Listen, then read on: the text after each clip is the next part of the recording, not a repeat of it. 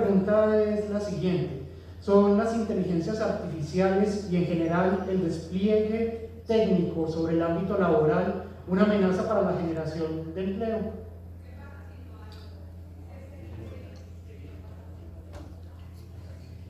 Bien, comenzamos con James. Sonido. Buenas tardes. Voy a empezar con lo siguiente, según la pregunta. Depende del tipo de empleo. Si uno analiza la historia de la humanidad, uno de mis parientes era constructor de pirámides hace 5.000 años. Es decir, en esa época, dependiendo del tipo de sociedad, dependiendo del contexto, pues los trabajos se dan, porque la pregunta tiene que ver con la relación entre la inteligencia artificial y el trabajo. En esa época no existía algo llamado inteligencia artificial, ni siquiera existía el concepto de inteligencia artificial.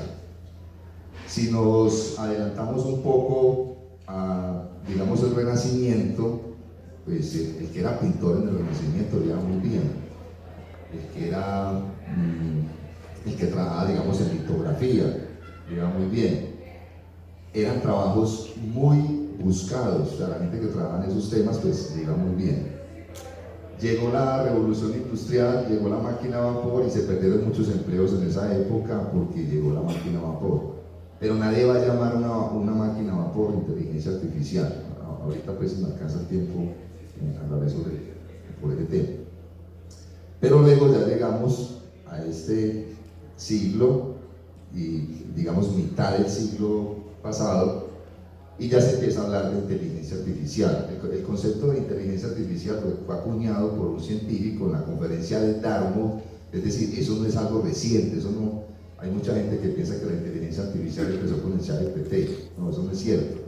El concepto de inteligencia artificial fue acuñado por el científico McCarthy en la conferencia de Dartmouth en 1956.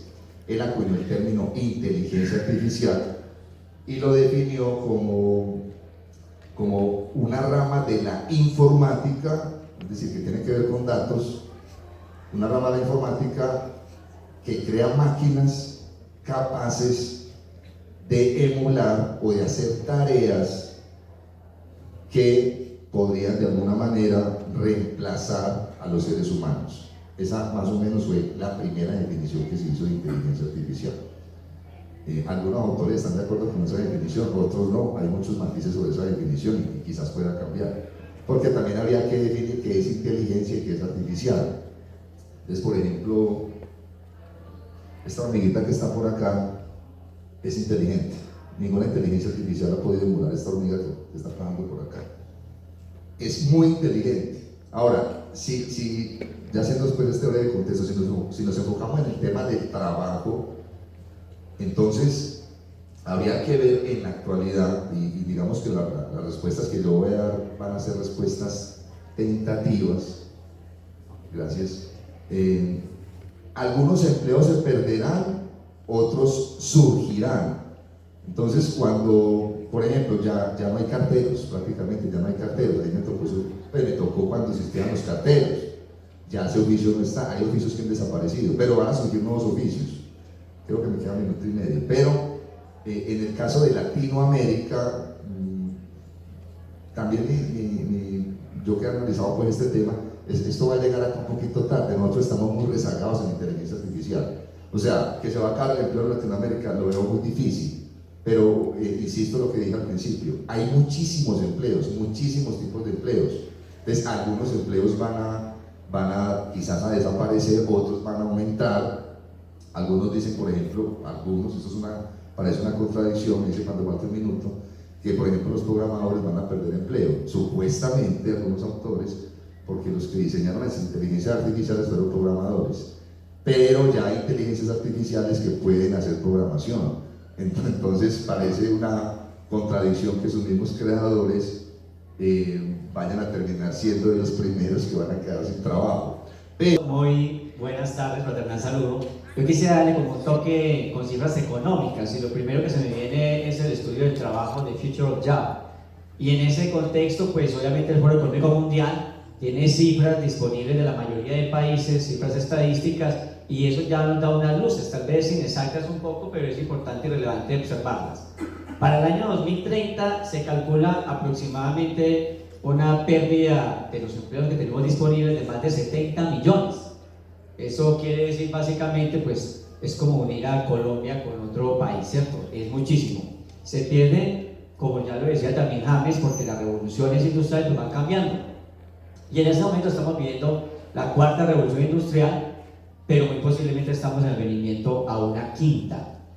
Pero se crean nuevos empleos además. Es decir, las habilidades cambian. Si antes habían low skill, luego high skill, luego estamos hablando de power skill, o sea, de habilidades mucho más cibernéticas, mucho más informáticas, mucho más científicas. Entonces ahí se van a crear otros empleos. Se calcula aproximadamente que se pueden crear entre 200 y 220 millones de empleos.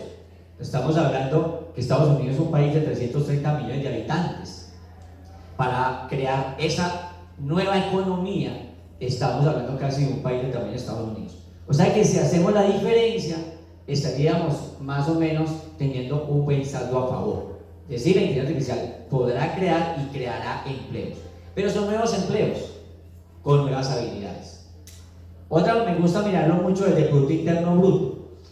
Algunos analistas de inversiones calculan que aproximadamente en el año 2035 o 2040, un 25 pesos de cada 100 que se produzca en el mundo, o sea, el Producto Interno Bruto, la cuarta parte, el 25%, será creada por inteligencia artificial.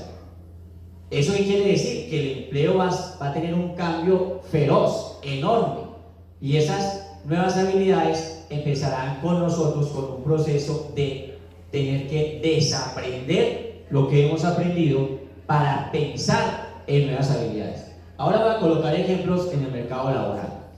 Ya los experimentos están disponibles, ustedes lo pueden ver en algunas obras como la de Noah Joa Harari, por ejemplo, 21 lecciones para el siglo XXI, o en Homus Deus, también en Noah Joa Harari. Si colocan a dos personas normales a leer el New York Times y colocaron artículos en el New York Times y ponen a una persona para que diferencie qué artículo hizo la inteligencia artificial y cuál un periodista, las personas no pueden diferenciar. Es decir, es difícil. Estamos hablando de inteligencias artificiales bien desarrolladas, ¿cierto? De pronto no las que tenemos nosotros acceso comercial y sin pago. Pero miren que ya pasó lo que antes llamábamos el test de Turing, es decir, que algunos periodistas, claro que se van a quedar sin empleo, por supuesto, excepto que sea un periodista excepcional que tenga esa nueva habilidad. ¿Como cuál? Pues como empezar a hacer trabajo aumentado, es decir, a producir mucho más rápido y a usar su inteligencia, es decir, su capacidad emocional y su capacidad de pensamiento crítico para trabajar, obviamente, con la máquina. Lo vemos en la aplicación de las ciencias, la inteligencia artificial leyendo papers, pero quien pone la creatividad, quien pone el problema, quien pone la pregunta, pues es el científico. Entonces, efectivamente va a haber un cambio enorme. Y lo que es repetitivo, y lo que no es profundo, y lo que no implica inteligencia emocional y pensamiento crítico, esos empleos van a desaparecer y muchos. Entonces, exhortar a que hay que tener unos nuevos sistemas educativos, unos nuevos currículos y unas nuevas formas de entender el mercado laboral. Porque lo que adviene es una gran oportunidad para los que desarrollan la economía del conocimiento, la economía del aprendizaje, y una gran desigualdad para las personas que no se han adaptado a esas nuevas formas económicas. Ahí le da tiempo, ¿cierto? ¿Tengo un minuto más? Bueno, perfecto. Entonces, en ese sentido, vamos a analizar esto desde el punto de vista administrativo. Están lo que llamamos low skill, habilidades bajas de pensamiento cognitivo. Ahí seguramente lo repetitivo, como en las fábricas, con la automatización se van a perder millones de empleos. Lo estamos viendo en China. Inteligencias artificiales y automatización, y sumado a robótica, que han desplazado en este caso la demanda de empleo. ¿Por qué? Porque ya no es necesario tener seres humanos haciendo una tarea como el modelo administrativo de Henry Ford, que era un modelo, o el de Taylor, que era un modelo simplemente de cadena de montaje. Ya no es necesario eso. La automatización lo solucionó. O sea que los empleos van a desaparecer. Las otras son las power skills, habilidades que son, digamos, como por ejemplo el liderazgo.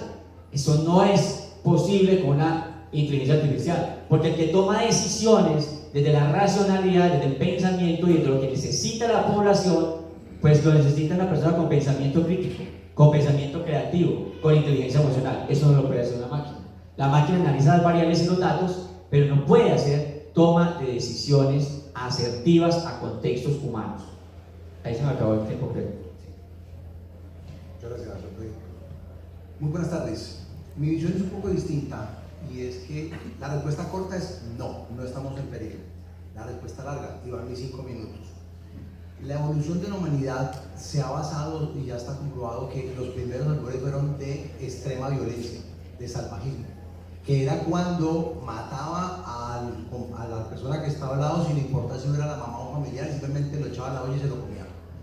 El proceso siguiente fue de violencia, que son las películas que nos muestran de los romanos, de los hunos y demás. La siguiente fue el tema del poder, y el poder que tenemos, el feudalismo, la era, la revolución industrial y demás. Seguido a eso, ¿qué tenemos? Tenemos la tecnología, que es la época que estamos viviendo en este momento. Seguido a la tecnología va la telepatía. Me están mirando, algunos dirán que este man está loco, pero ya les voy a decir por qué no soy tan loco. Y la telepatía la vivimos diariamente aquí con la transmisión de información a través de cosas que ni vemos. Después de la telepatía viene la teletransportación y por último, y esto es teorías que futuristas, después viene la desmaterialización. Pero me voy a centrar en lo que nosotros estamos. Estas son épocas que no duran 1, 2 o 3 generaciones, son épocas que duran miles de años.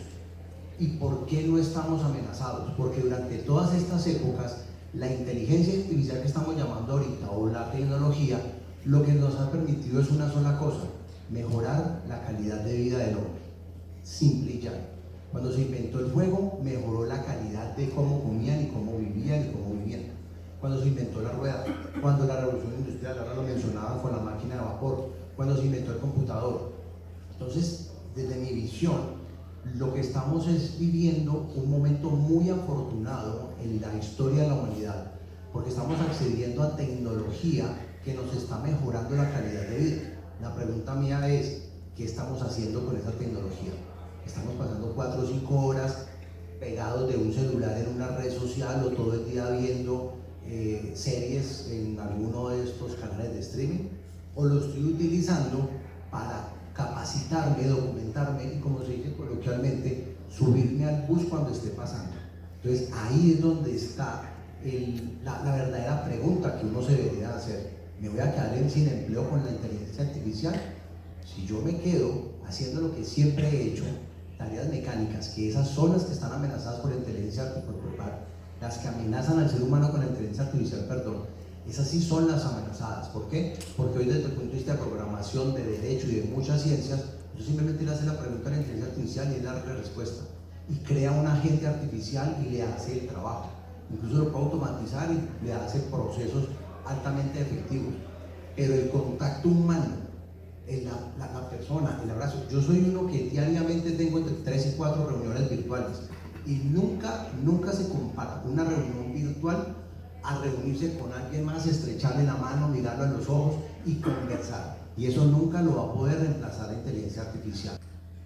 Formular una segunda pregunta que, si bien está relacionada, no es lo mismo, ¿cierto? Y es, si pueden los diferentes avances tecnológicos y la IA reemplazar lo humano. Sí, puede que estén relacionados, pero como les digo, hay un matiz entre una pregunta y la otra. Listo. En esta, no sé si quieren arrancar en el mismo orden o si... Sí. O si quieres, rotamos. Ok. Que quede más justo, dale. No le dejemos todo el peso allá. Efectivamente, el ser humano en las condiciones actuales es irreemplazable. Lo estamos emulando, claro que sí. Pero pues no se puede reemplazar un neocórtex con todas las conexiones neurológicas que hay, con todas las sinapsis y con toda la experiencia. Voy a poner un ejemplo. Los seres humanos tenemos básicamente, cuando nos enfrentamos a un nuevo escenario, 2 formas de en el hipocampo registrarlo en la memoria. Se llama el yo narrador y el yo experimentador. El yo experimentador es: yo estoy en este auditorio, para mí esto qué representa, cómo lo vivo, qué sensaciones tengo por todos mis sentidos. La IA no tiene esos sentidos, partiendo de ahí. y no tiene un sistema límbico ni tiene hipocampo para guardar la memoria. Pero hay otro yo, que es el yo narrador. ¿Cómo tejo yo una historia alrededor de eso? ¿Cómo tejo yo cómo cuento una narrativa significativa para mi existencia? Hoy que me he encontrado con Juan, con James, con John, con ustedes, con mi esposa, con Steven, ahí creo una conexión que la máquina no tiene. Entonces yo le pregunto a ChatGPT, ¿cómo es la experiencia de uno estar en un conversatorio de inteligencia artificial que plantea que es posible que la IA reemplace al humano? Ella le saca una cantidad de cosas ahí, pero ella no va a narrar la experiencia que yo he tenido contactándome con ustedes, estrechando la mano, sintiendo los miedos, sintiendo el conocimiento, sintiendo las experiencias. Yo narrador, yo experimentador. Eso no va a reemplazar la máquina. La máquina no va a reemplazar lo humano, por ejemplo, en asistencia médica, con la enfermera que está diciendo, adelante, puedes salir de esta, o con el psicoterapeuta que está diciendo, entiendo tu dolor. Voy a colocar otro caso. Los que han trabajado el tema de inteligencia emocional, tenemos dos inteligencias emocionales. La primera es la cognitiva, yo siento tu dolor. La máquina no puede sentir tu dolor. Entonces mucha gente le pregunta, ¿y si la vida no tiene significado, qué va a hacer con ella?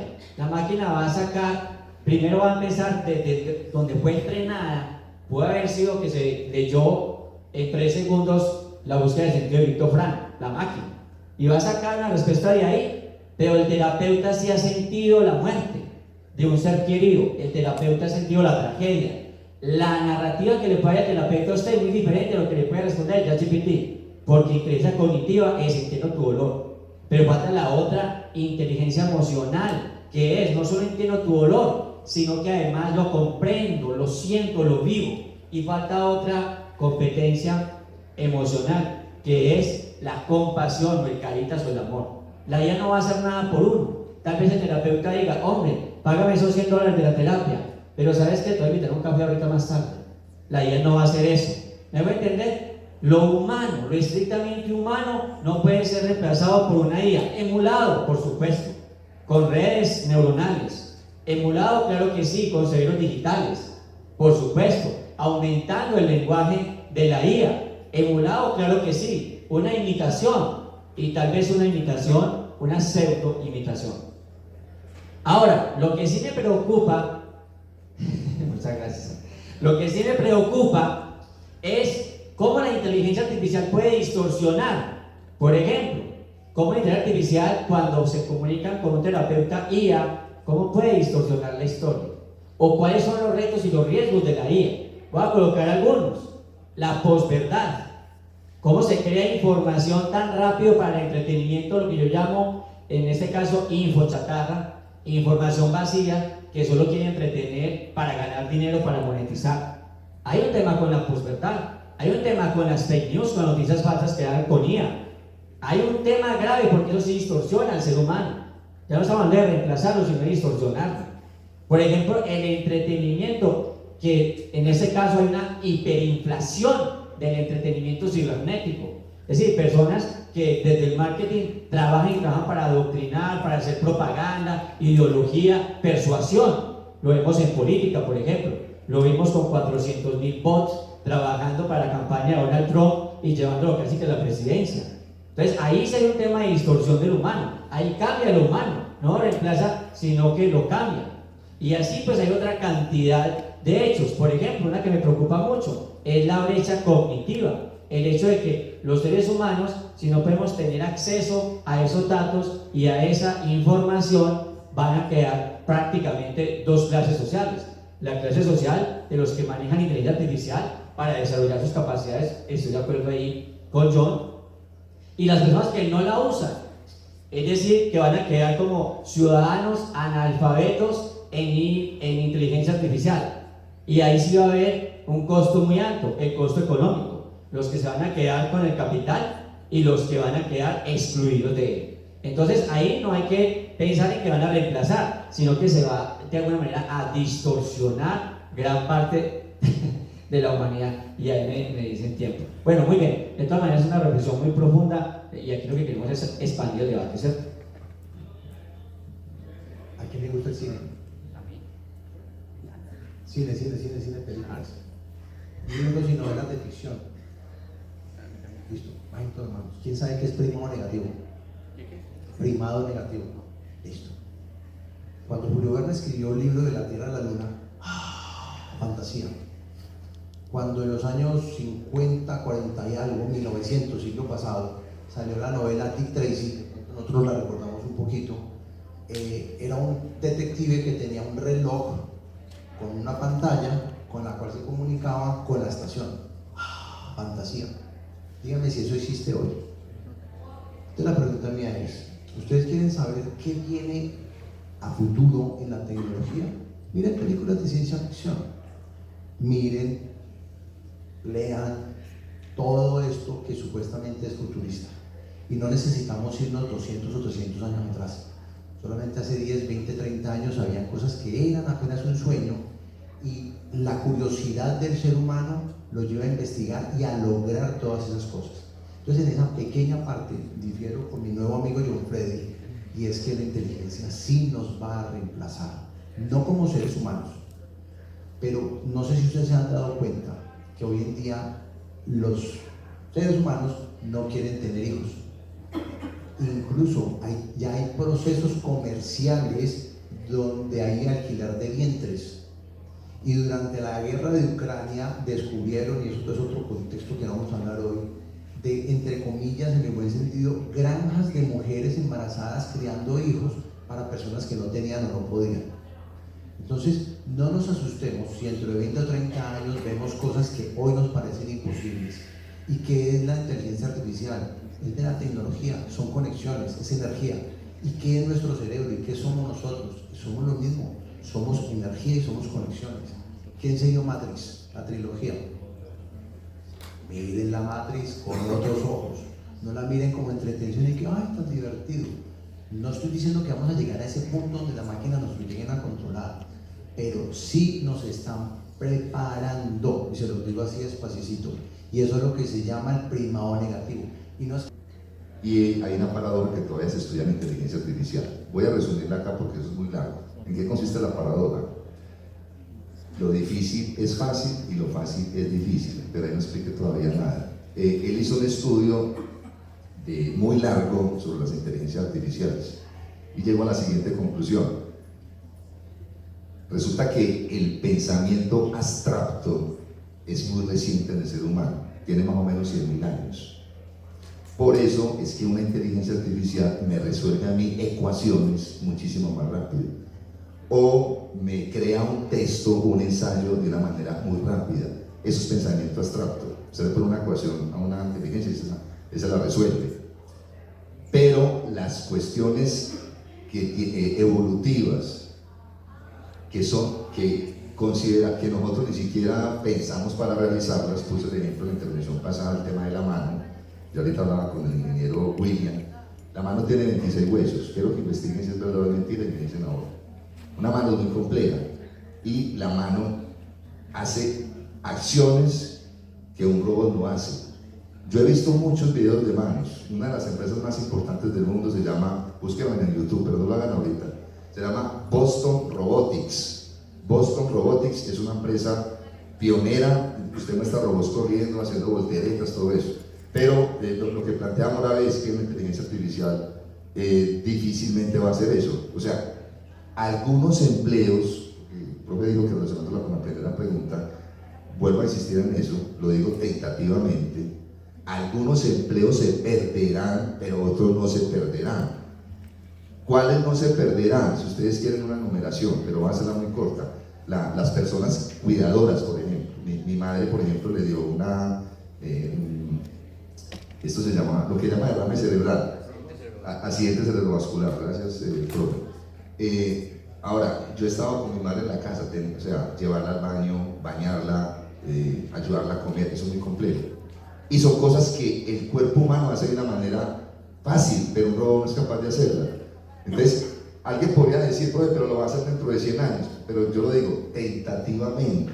Quizás dentro de 100 años, pues, no sé, porque yo no soy futurista como Harari, ni como muchos pensadores actuales, que dicen cosas y al año cambian de opinión. Entonces, eso es una cuestión. En el pensamiento, ahora, como la pregunta tiene que ver con qué es lo que si la inteligencia artificial va a quitar lo humano, pues depende, porque a través de la historia casi todos los filósofos y científicos han dicho, han argumentado que lo que distingue al ser humano del resto de las criaturas es la razón, que nosotros tenemos más conciencia y que tenemos razón, soy en de Aristóteles, que el resto de criaturas. Sí, pero en este momento el pensamiento abstracto y la razón lo está reemplazando algunas inteligencias artificiales, pero las cuestiones más básicas no las están reemplazando.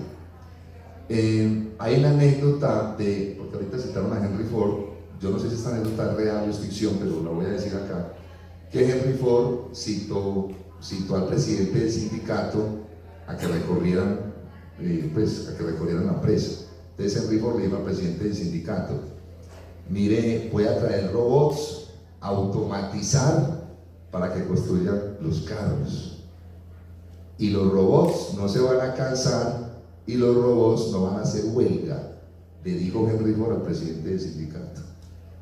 El presidente del sindicato le contestó: y los robots van a comprar los carros. ¿Me entienden ahí lo que quiero decir? Muy complicado. Algunos empleos se van a perder y otros no se van a perder. Yo lo expliqué al principio. Algunos empleos que digamos que tienen que ver con cosas muy niñas, muy pequeñas, esos empleos no se van a perder. Pero pensar que va a eliminar lo humano, repito, porque ni siquiera sabemos qué es lo humano, ni siquiera sabemos qué es realmente lo que nos caracteriza o cuál es la esencia de lo que nosotros somos como seres humanos. Nos va a estar colaborando con el micrófono en esta esquina, en la esquina de allá. Si alguien tiene alguna pregunta, estudiantes o profesores, pueden levantar la mano para podérsela formular a uno o a los tres profesores del panel.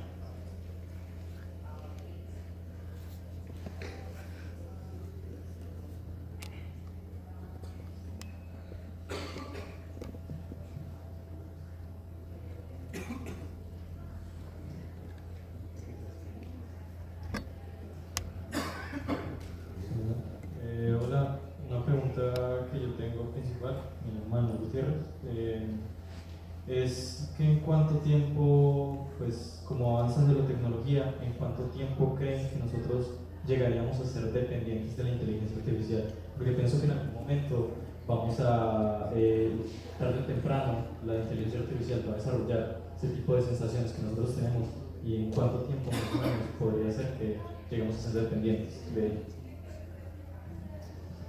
Bueno, en primera instancia ya somos dependientes. Solo hay que analizar cómo los algoritmos responden por nosotros. Voy a colocar un ejemplo en la bolsa. No decidimos en tiempo real cuando invertimos en la bolsa qué estamos haciendo. Son algoritmos que responden por nosotros.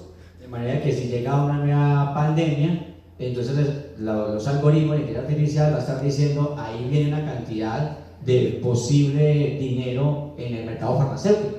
Entonces ellos van a empezar, la inteligencia artificial, el algoritmo va a empezar a los financieros, a los que estén manejando las finanzas, a decirles: mire, hay que mandar el dinero al mercado farmacéutico. Por ejemplo, ahorita se está enviando a la producción energética, porque la inteligencia artificial produce demasiado entretenimiento y hay que mantener esa inteligencia artificial con energía, tanto para mantenerla fría como para el procesamiento de datos que se hace a través de la electricidad. Ahí estamos dependiendo. Dependemos del Waze, dependemos del algoritmo que nos dice qué ver en Netflix. Entonces la dependencia ya es muy alta, ¿cierto? Entonces, en el caso de Gutiérrez, que dice en cuánto tiempo, que no lo sabemos, aumentará más la dependencia, pues simplemente hay que ver que lo que se llama la extensión del cerebro, que es un celular, es decir, ¿por qué estamos tan pegados al celular? Porque ahí está nuestro dinero, ¿cierto? Están nuestras finanzas. Porque en el dinero porque aquí en el celular está nuestro entretenimiento, porque aquí están los datos, porque aquí está la info, ¿cierto? El día que podamos volver estos chips y el día que podamos incrustarlo en el cerebro, que es lo que llamamos transhumanismo, por ejemplo, pues ahí vamos a estar mucho más dependientes. O sea, el día que Elon Musk, con su empresa de Starlink, esa interfaz cerebro-máquina se mejore, esa interfaz se mejore, que puede ser en 4, 5, 6 años, vamos a estar mucho más dependientes, porque vamos a estar comunicando directamente con la información, con los datos. Entonces, yo pienso que la era de la dependencia ya empezó y que no le pongo más de una década para que la dependencia sea aún mayor. ¿Cómo es tu nombre? ¿Qué redes sociales usas? Facebook, Instagram, X. Ahora, ¿quién crees que te va a responder con tu pregunta? ¿Tú conoces Google? ¿Hace cuánto? Desde que naciste, creo, primero. Google fue las primeras inteligencias artificiales. Ya dependemos de la inteligencia artificial. Ahora, ¿qué viene? No sabemos.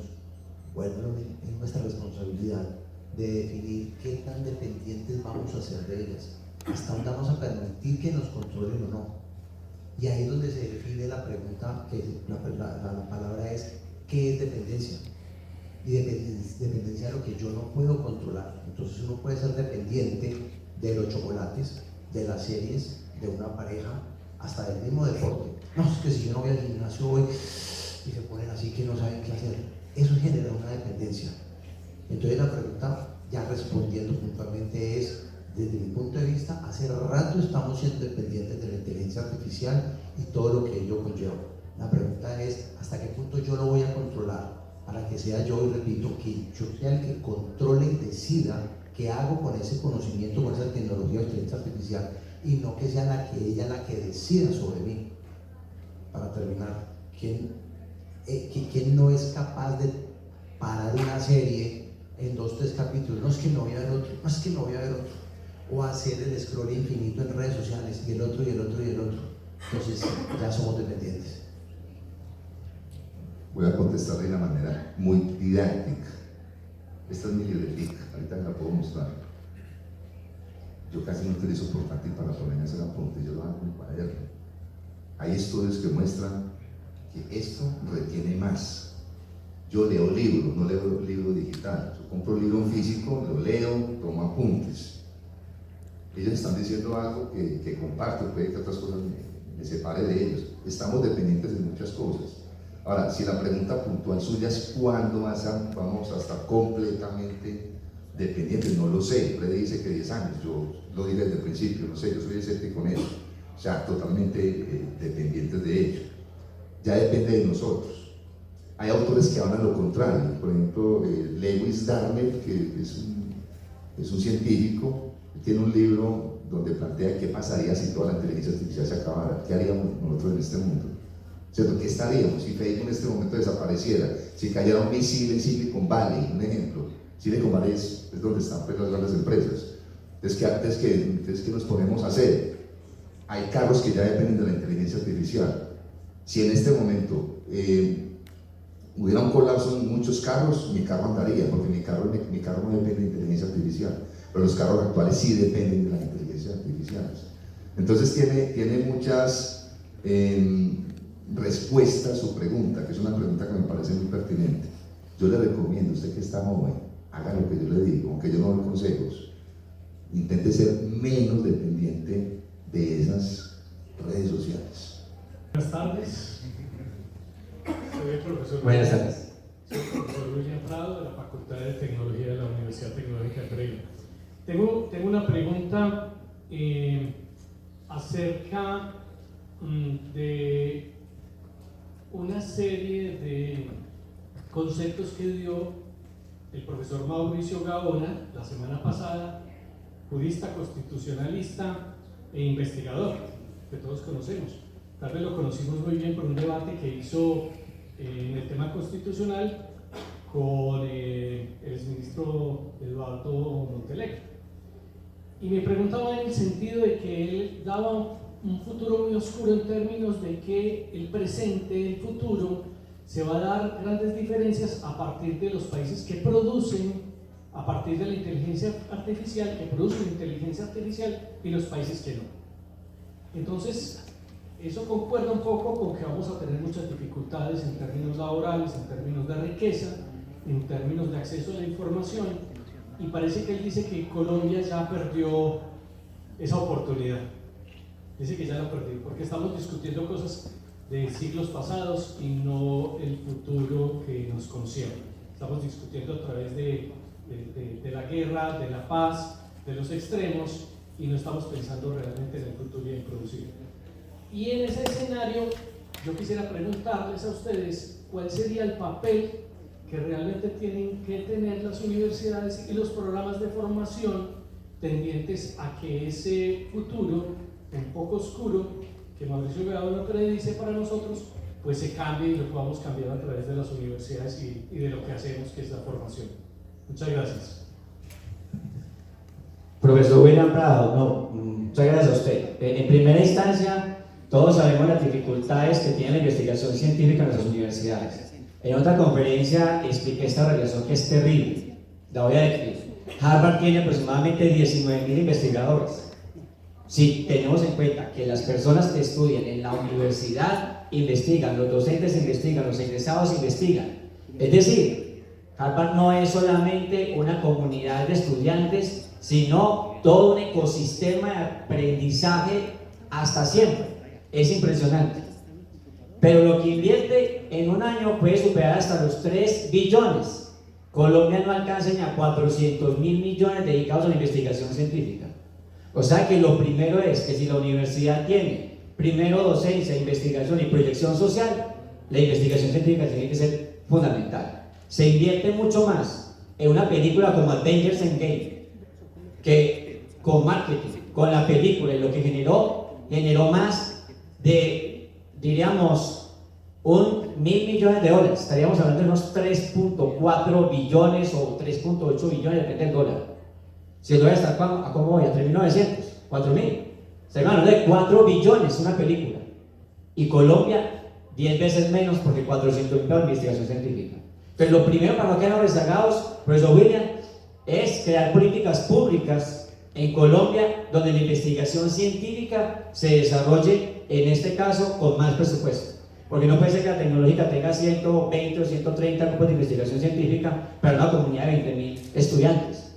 La transformación empieza por ahí, por crear tejido investigativo. Joseph Stiglitz, el premio de Economía en Sociedad de Aprendizaje, dice: ¿y qué de las patentes?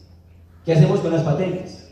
Porque dice un estudio grande, miren esto, el 70% de todo el producto de inteligencia artificial en el año 2030 va a ser China, la India y Estados Unidos. Entonces, claro que estamos rezagados, por supuesto, pero queda un 30%. ¿Cuánto es el Producto Interno Bruto de Colombia con relación al Producto Interno Bruto del mundo? No alcanza el 1%. No alcanza el 1% de más de 200 y pico de países. Entonces, ahí hay otro reto de la universidad: repensar la investigación científica. Y me quedaría con otro tema, y es el tema de unas islas, bueno, isla país se llama Mauricio, que es un nombre muy curioso. No pudieron pasar por la primera revolución industrial, ni por la segunda, pero se adelantaban a la tercera. Eso le puede pasar a Colombia. Voy a colocar un caso. Hay islas que no tuvieron los teléfonos por redes, pero que llegó el celular inmediatamente. Les llegó el celular y se saltaron lo que a nosotros nos tocó. Nosotros tuvimos Telecom, nosotros tuvimos señales por redes. Ahora ellos saltaron 40, 50 años.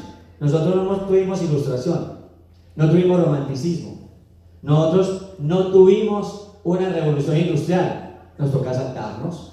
No tuvimos la 1, ni pasaba la 2, nos toca saltar a la 5.